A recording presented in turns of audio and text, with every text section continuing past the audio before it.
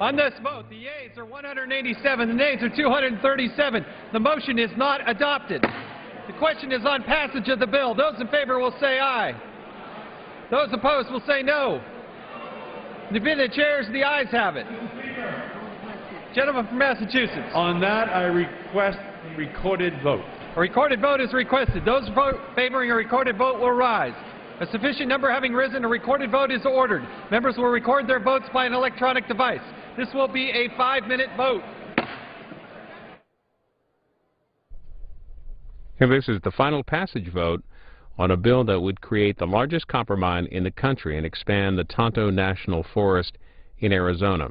The Resolution Mining Company would get 2,400 acres of federal land for copper mining, and the government gets 5,300 acres of the land from the mining company. 5-minute vote, final passage.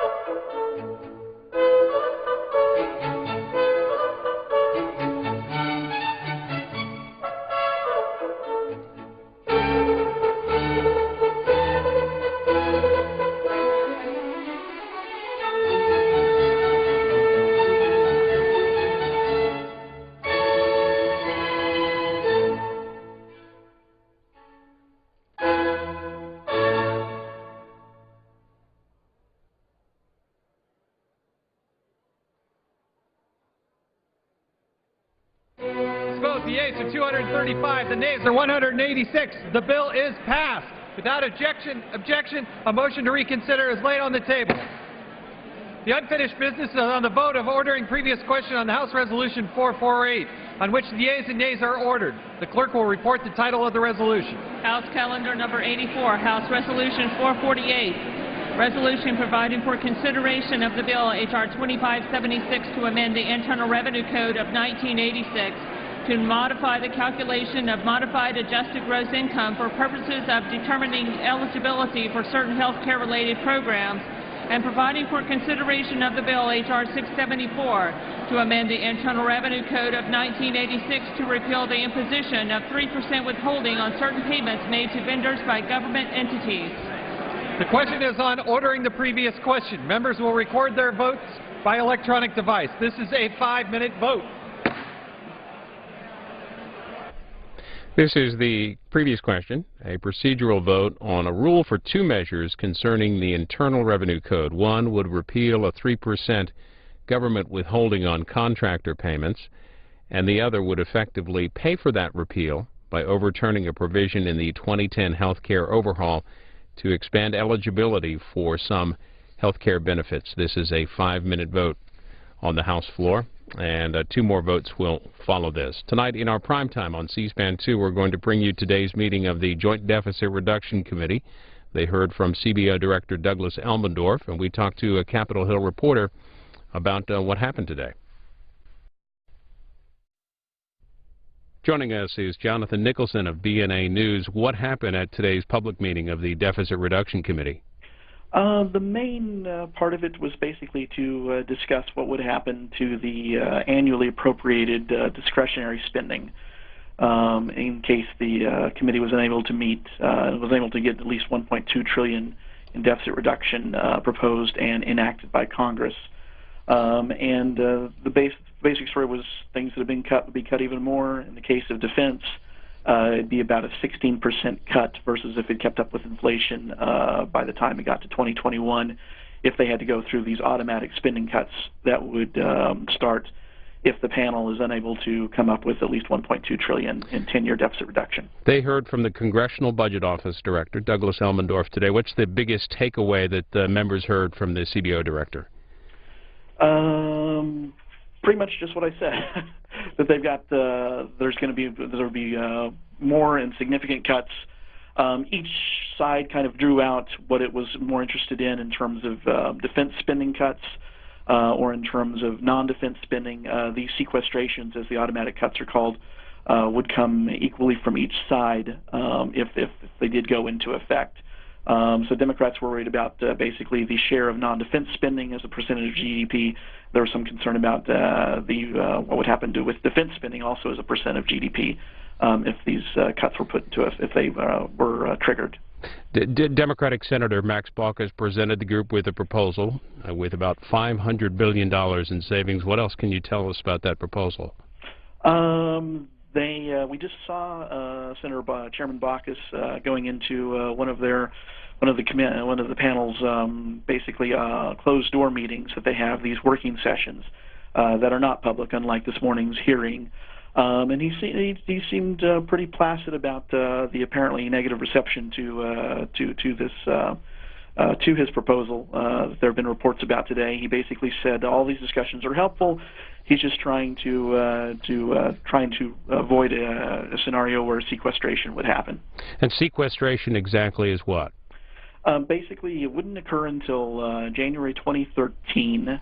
And what it would be is basically automatic across-the-board spending cuts for most areas of government. There would be some exceptions, but the interesting part is that in the places that aren't accepted, Medicare could be cut up to 2%, and that's sort of a sacred cow for Democrats, obviously. And defense would not be exempt from cuts, which is sort of a sacred cow for Republicans. And so the idea is that the threat of these sequestrations will be enough to prod members to come up with at least $1.2 trillion in 10-year deficit reduction, 10-year deficit reduction. Now, for comparison purposes, we just got the deficit for last year for FY11 the other week, and it was about $1.3 trillion total. Senator Murray wrapped up the session today with an announcement about another public meeting next week when the committee is expected to gather. Who are they going to hear from? They're going to hear from two of the private sector kind of think tank plans that were put forward back in 2010. Well, one of them at least is a think tank. They're going to hear from Erskine Bowles and Alan Simpson, who were the co-chairs of the presidentially appointed committee that met last year that made a proposal for about $4 trillion in deficit reduction. Now, again, that's with a baseline that includes a lot of extra expensive stuff, including extending the tax cuts and so on. So the gross deficit reduction is not quite the net reduction would not be $4 trillion. On the think tank side, there was also a panel put together by the Bipartisan Policy Center, headed by former Senator Pete Domenici and Alice Rivlin, a former Clinton-era OMB chief, who also came up with some similar proposals. Both of those would include both expanded revenues and significant entitlement cuts. So that they're, in some respects, they've been more looked to by Democrats as being more examples of, quote, balanced deficit reduction packages. An update on today's meeting of the Joint Deficit Reduction Committee. Jonathan Nicholson of BNA News. Thanks for joining us. Sure.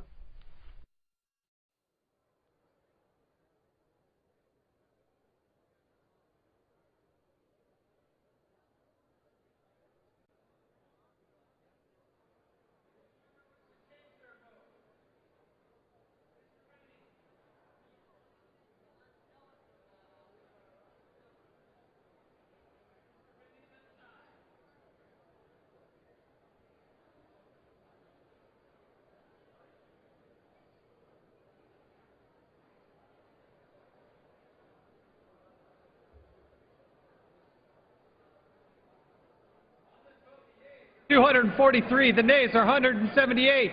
The previous question is ordered. The question is on adoption of the resolution. Those in favor say aye. Those opposed say no. In the opinion of the chair, the ayes have it. Mr. Speaker, I ask for a recorded vote. A recorded vote is requested. Those favoring a recorded vote will rise. A sufficient number having risen, a recorded vote is ordered. Members will record their votes by electronic device. This will be a 5-minute vote.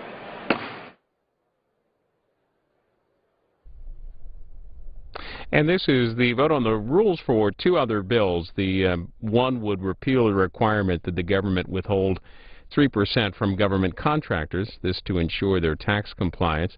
Congress has delayed the start of the law each year since enactment in 2006. Another bill, the rule for another bill, which would include Social Security income when calculating Medicaid and subsidy eligibility under the 2010 health care law. 5-minute vote.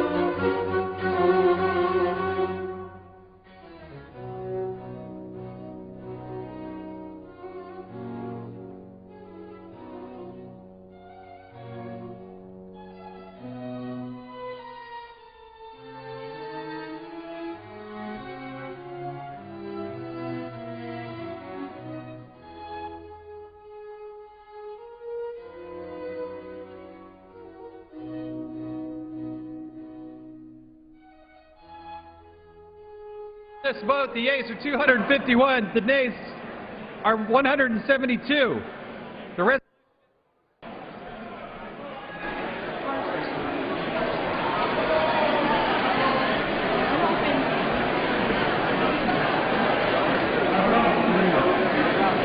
Mr. Carson.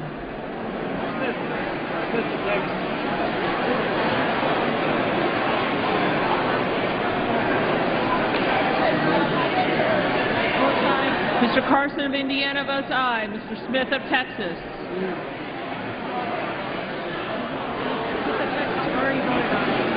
Mr. Smith of Texas voted aye.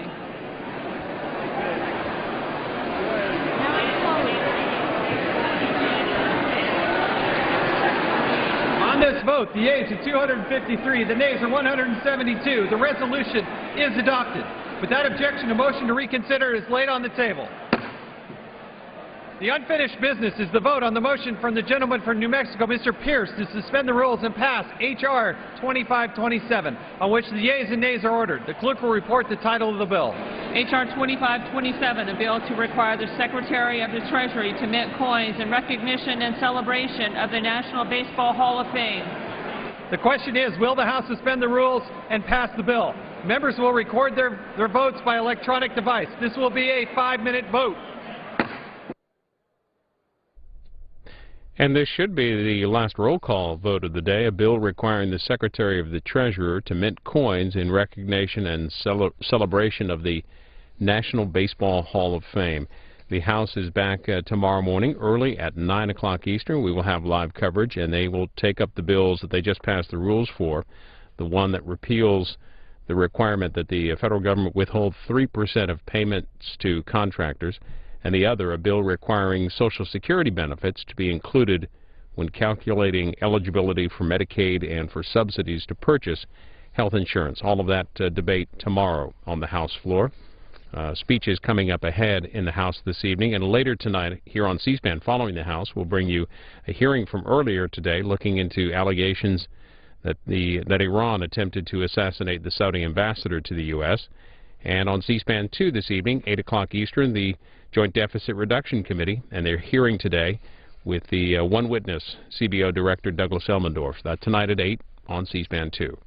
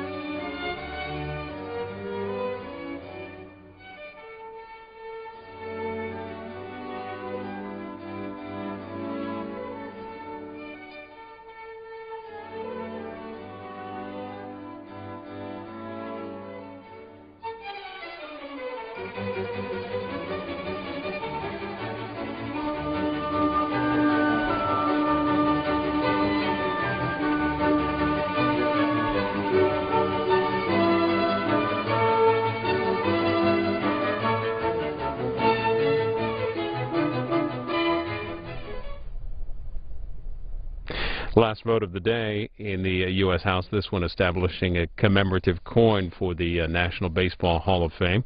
Democratic Congressman John Oliver of Massachusetts is saying he will retire at the end of his term. 75-year-old congressman announced that today. He will be stepping down from his western Massachusetts seat because of family circumstances.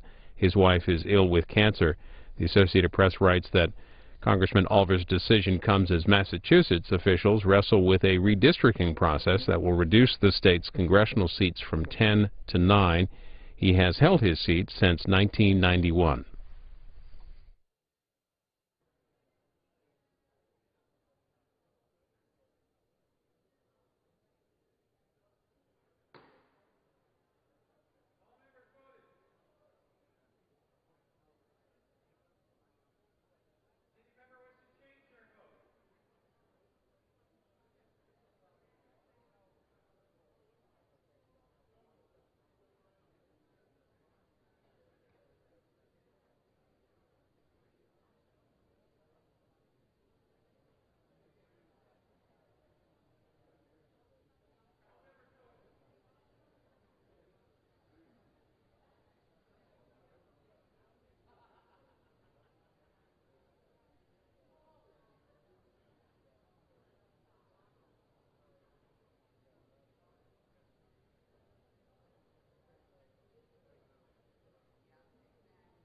On this vote, the yeas are 416, the nays are 3. Two-thirds being in the affirmative, the rules are suspended. The bill is passed, and without objection, the motion to reconsider it is laid on the table.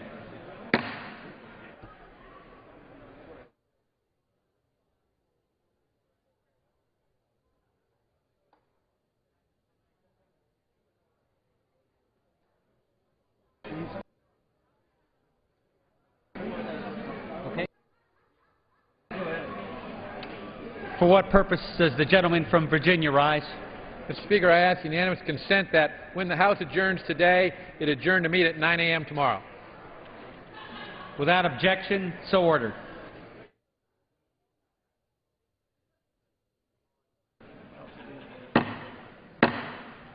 House will be in order.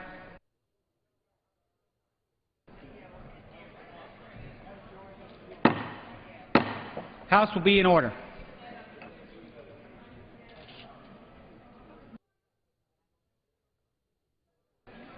The chair is prepared to entertain one-minute requests.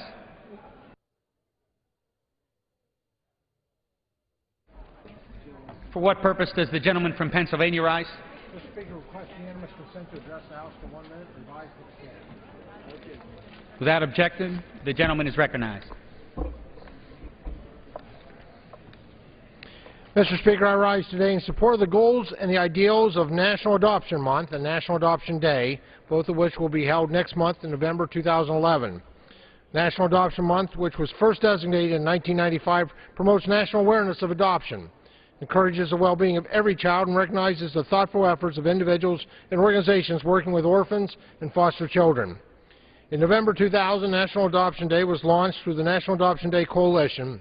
National Adoption Day marks the day that agencies, organizations, and families come together to complete thousands of foster care adoptions. Too many foster children across the nation, including almost 10,000 children in Pennsylvania, are waiting to be adopted. For this reason, I've joined numerous fellow House colleagues in co-sponsoring HRES 433, a bipartisan resolution supporting the goals and ideals of National Adoption Month and National Adoption Day in November. This resolution will bring needed awareness to adoption and encourage our fellow Americans to ensure every child has a permanent home with a loving family. Thank you, Mr. Speaker, and I yield back. Gentleman yields back. For what purpose does the gentleman from New York seek recognition? Without objection, the gentleman is recognized. Mr. Speaker, I call on my colleagues and call their attention to a report issued last week by the Transportation for America. The report identified 99 bridges in western New York, 2,000 bridges in New York State, and 63,000 bridges nationwide as structurally deficient. This should not surprise us. The American Society of Civil Engineers gives our infrastructure a D grade, and the World Economic Forum ranks the United States 23rd in infrastructure quality. Our infrastructure is suffering from a crippling lack of investment, and our country is falling behind because of it. Mr. Speaker, the United States has spent over $62 billion nation building in Iraq. It is time to do some nation building right here at home. There's work that needs to be done, and a lot of Americans need the work. So I implore this House, pass a jobs bill that includes $60 billion for infrastructure, pass a 6-year transportation bill, use innovative ideas like the Infrastructure Bank to create public-private partnerships, and do it now. Given the state of our infrastructure and our economy, we can't afford to wait. I yield back the balance of my time. Gentleman yields back. For what purpose does the gentleman from Indiana seek recognition? I ask unanimous consent to address the House for 1 minute and revise and extend my remarks. Without objection, the gentleman is recognized for 1 minute.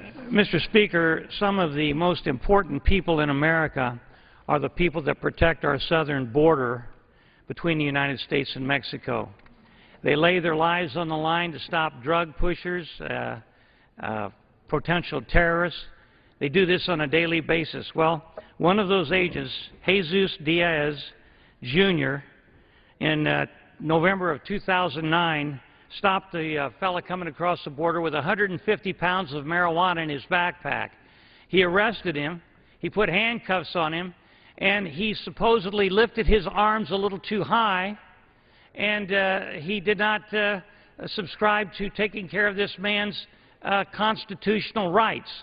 As a result, Agent Jesus Diaz, Jr., who has been cleared, get this, he's been cleared by Homeland Security's Office of the Inspector General and the Customs Enforcement Office of Professional Responsibility.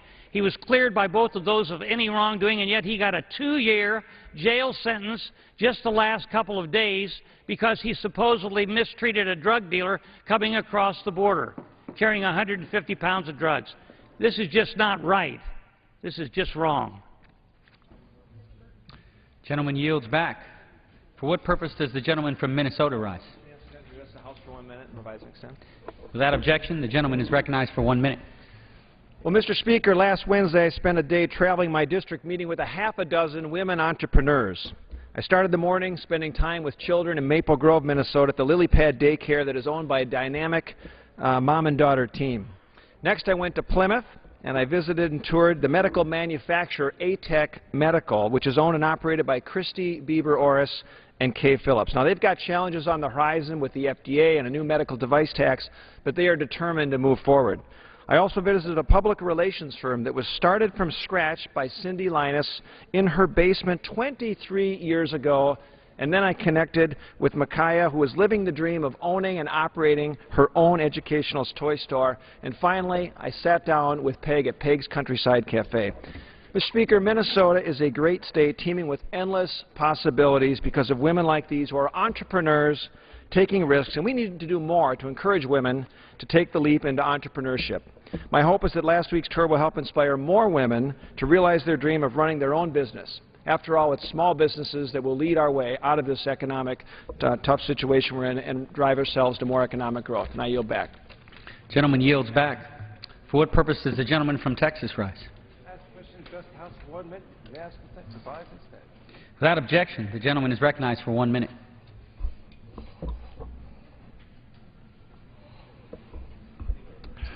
Mr. Speaker, I rise to tell the story of an American small business owner, Joe Schneider, struggling to keep his head above water. A few weeks ago, I had lunch with Joe at the Barbed Rose Steakhouse, which he owns in Alvin, Texas. When we finished our lunch, Joe took me on a walking tour to show me his plans to open 5 more restaurants in the area. He wants to revitalize his hometown by bringing commerce, jobs, and good food to historic downtown Alvin. But the likelihood of a large tax increase, whether it be from tax cuts expiring or the White House's proposed tax hikes, has put his expansion plans on indefinite hold. Small businesses deserve certainty from Washington and a tax policy that allows them to keep more of their money, to expand, to reinvest in their communities, and to grow jobs. Mr. Speaker, people like Joe Schneider need common sense tax reform that will encourage American job creation, not hinder it. I yield back. Gentleman yields back. Under the Speaker's announced policy of January 5th, 2011, the gentleman from California, Mr. Garamendi, is recognized for 60 minutes as the designee of the Minority Leader.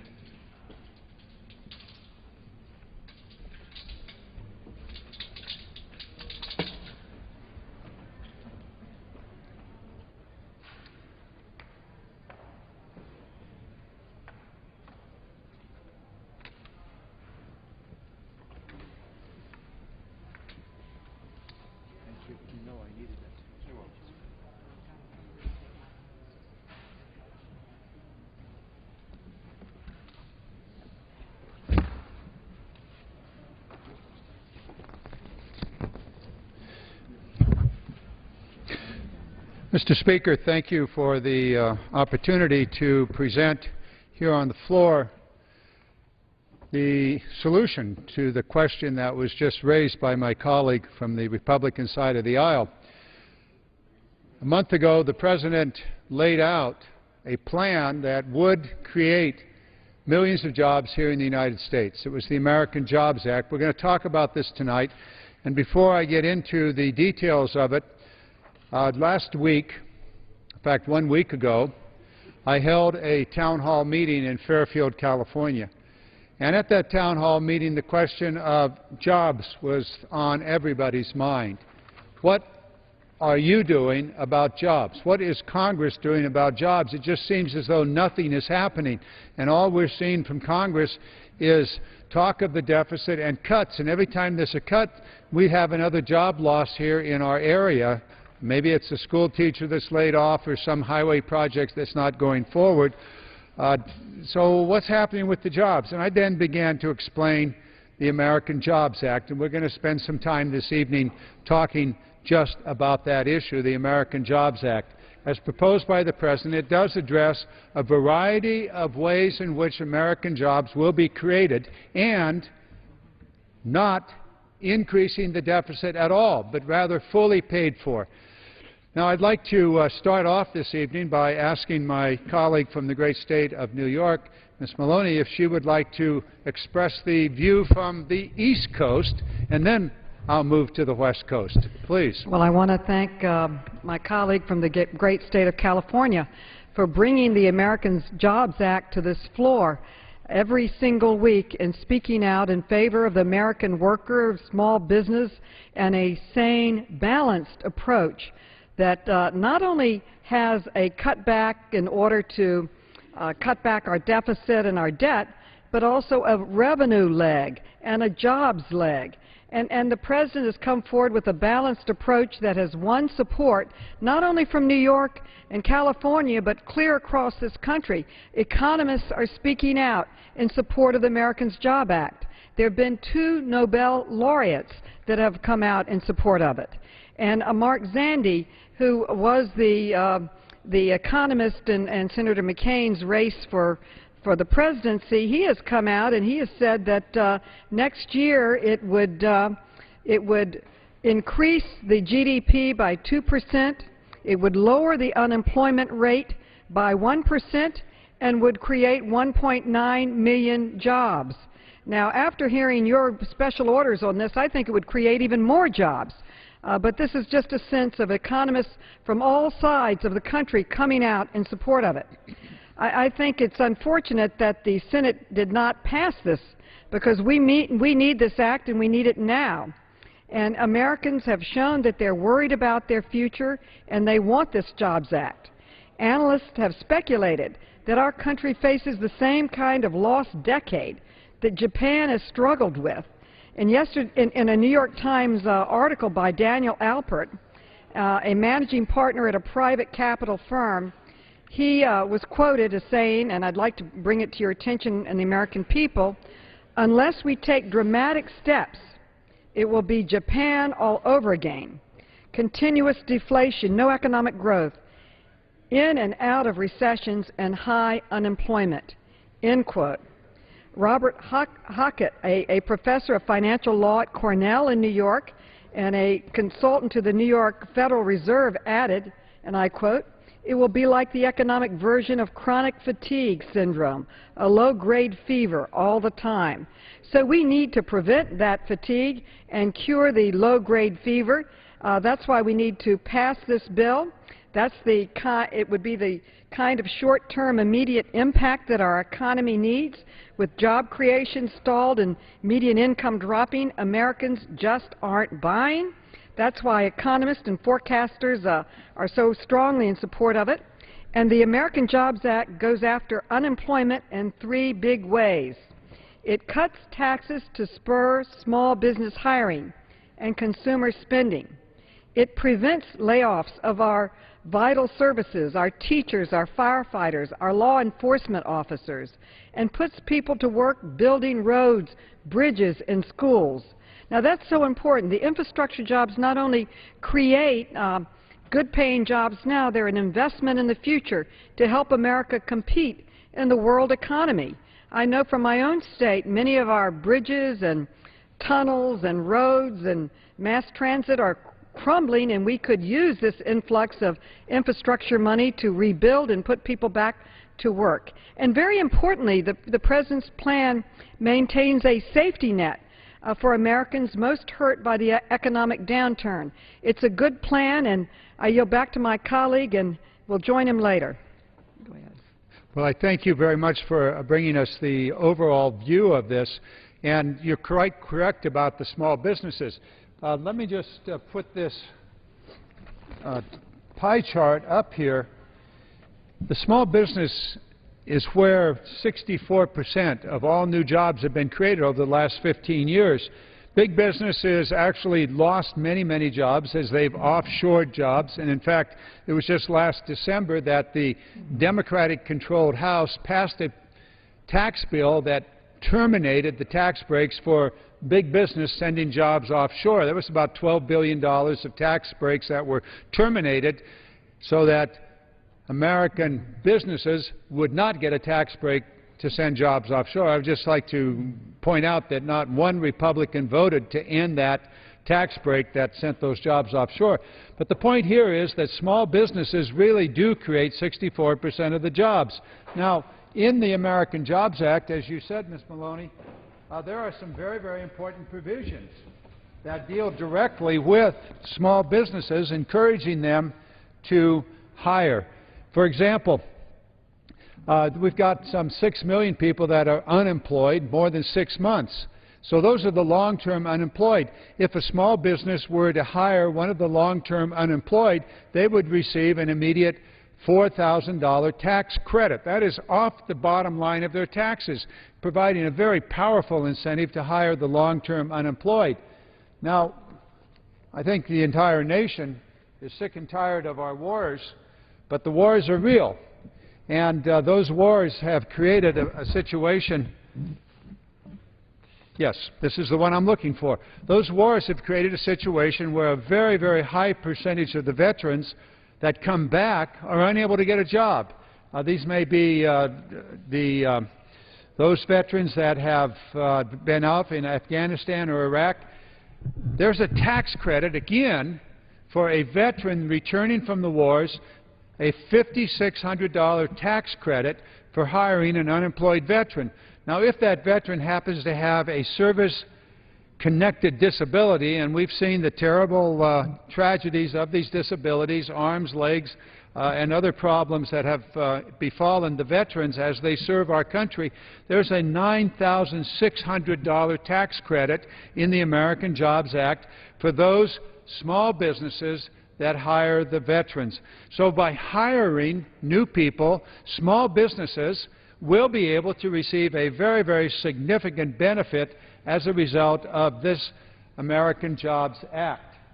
Now, if you would like to continue on with some of the reasons why this is important in New York, please, Ms. Maloney, if you would take care and have at it. Well, I'd like to respond to the point the gentleman made. Economists tell us that one of the ways that we climb out of recessions, and we're in the worst recession that I've ever experienced in my lifetime, and the worst since the Great Depression, the way we climb out is often small businesses. Small businesses hire and grow. 2 out of 3 people hired in America are hired by small businesses. But at this time, their hiring has not moved forward, so that's why this subsidy and support for small businesses is so important, and I applaud the President for including it in the Americans Job Act. But because of this economic downturn, localities across our country are having to lay off workers, essential workers that are investors in the future of our young people, teachers, the protectors of our communities, firefighters, and our law enforcement are being laid off. And I want to talk a little bit about New York, the great state that I have the honor of representing, and I have some numbers I'd like to share with you, but they are the same in many localities across the country. In my own state of New York, according to the Congressional Research Service, the estimated grant for the teachers and for the first responders would be $1.7 billion, which would save an estimated 18,000 educators and first responders jobs. That's important not only to these families, but to the localities. These teachers are needed. These fire and police are needed. And very importantly, one of the things that I think is so important is the focus that the President has put on modernizing our schools. When I was in school, all you needed was a piece of paper and a teacher and a pencil. Now our young people need computers, and we need to start teaching them computer sciences and math and technology very, very early.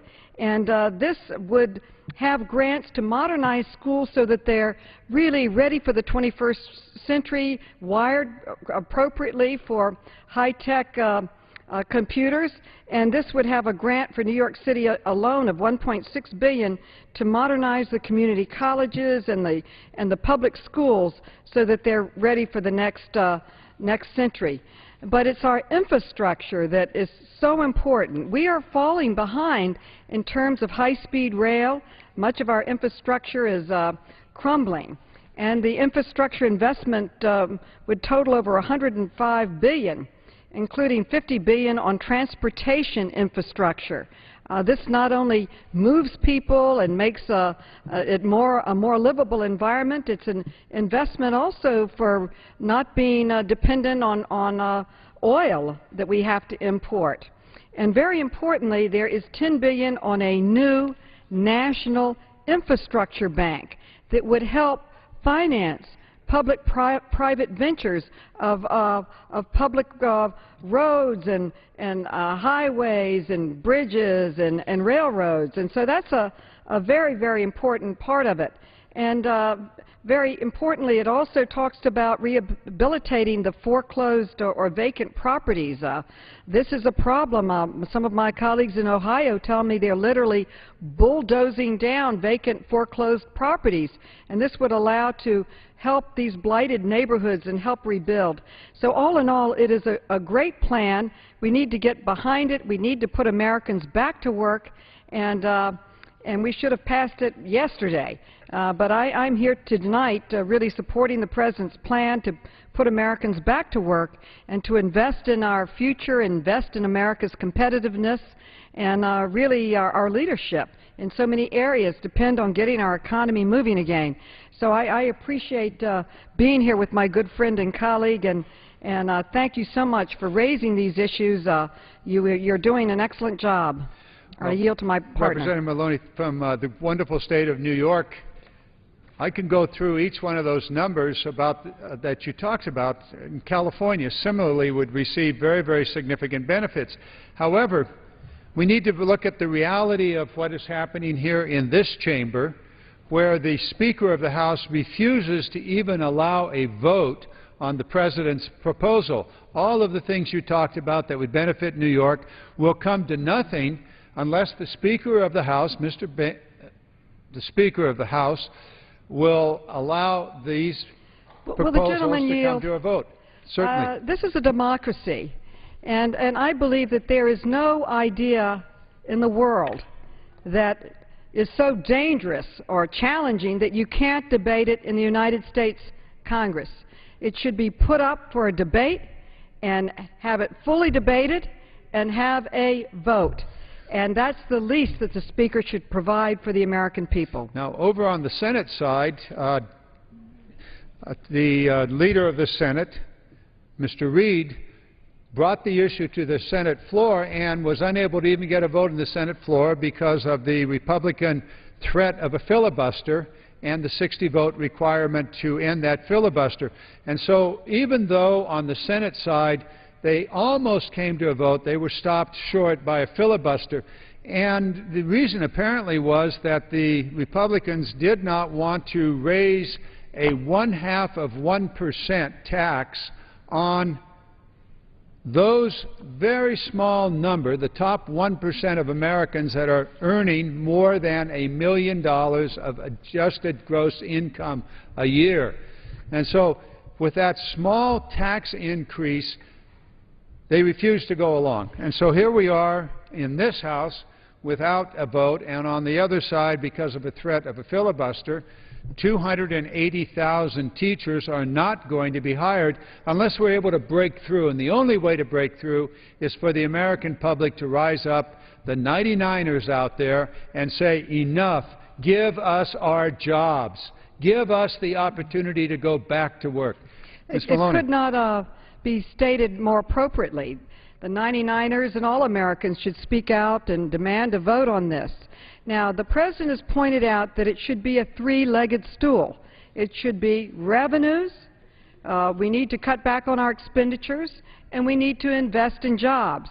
Now, right now, we have roughly 15% of our GDP is revenues, but our expenditures are roughly 35%.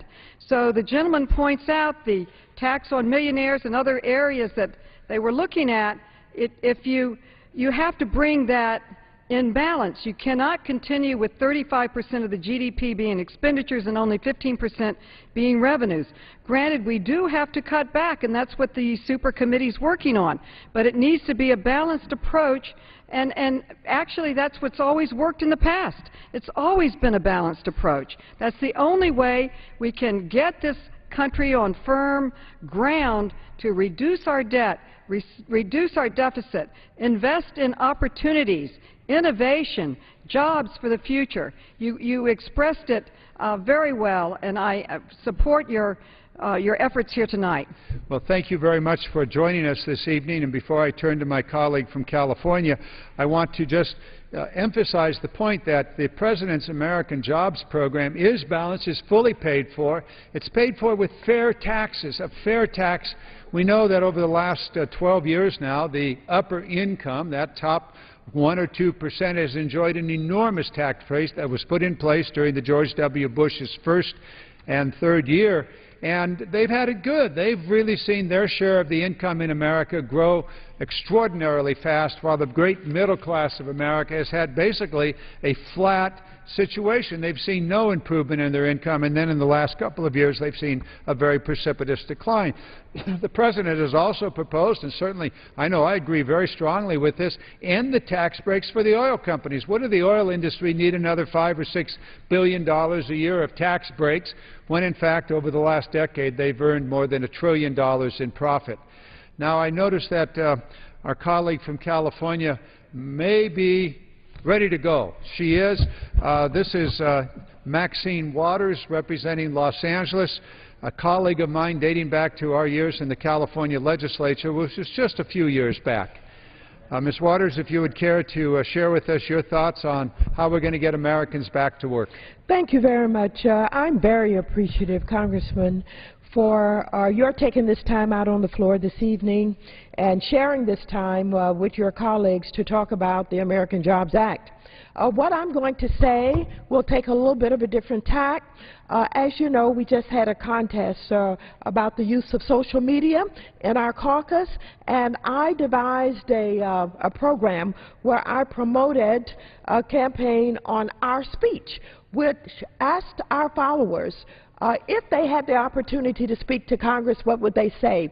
Using the 140 or so characters in Twitter, we got a lot of comments in. We combined them, and now I'm going to share them. And a lot of it is about jobs, but they speak about it in a little bit different way. If you would indulge me, I'd like to take a few minutes to do that. I'd be fascinated to hear. I know that your constituents have been very, very active, and I know that over the years you have been super active. So please share those Twitters with us. Tweets, Thank you. Excuse me.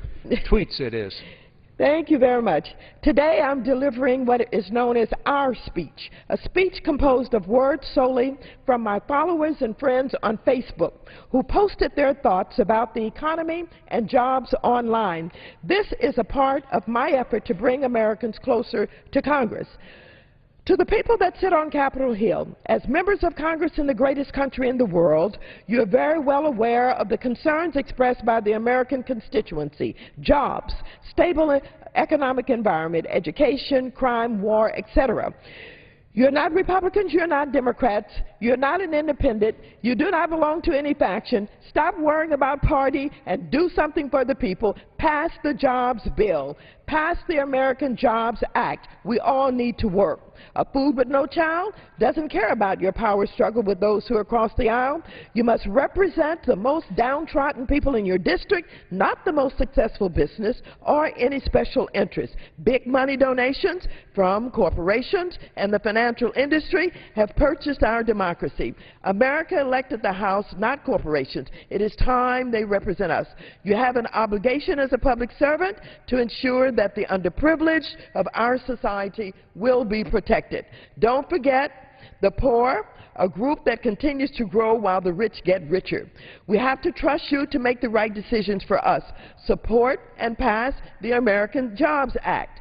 My Facebook followers continue by saying, we labor to right our small overturned coffers to replace what was lost. We labor and pay 3 and 4 times over for substandard services. We have become the disenfranchised while billionaire executives live and work in very comfortable environments. We are bludgeoned with partisan rhetoric that detracts from the real American issues and representatives who feel they may act without giving heed to the desires of their constituents.